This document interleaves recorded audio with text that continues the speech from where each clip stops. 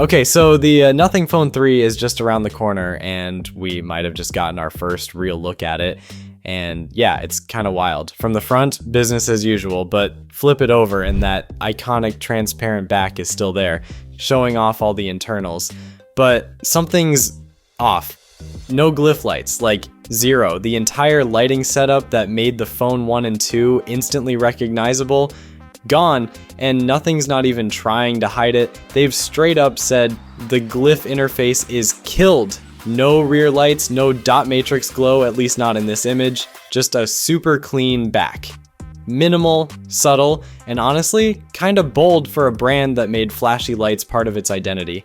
Now, zoom in on the leaked image and you'll spot model A000, which definitely feels like a placeholder. The real model number for the Phone 3 hasn't been confirmed yet. Early reports suggested A015, but then came BIS certifications hinting at A024 or even A059. But A000, that's not it. So yeah, there's still room for changes. Here's where things get interesting. The camera setup.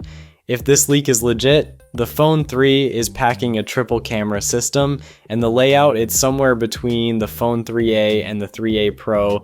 Not as chunky as the Pro's huge bump, but not as minimal as the base model either.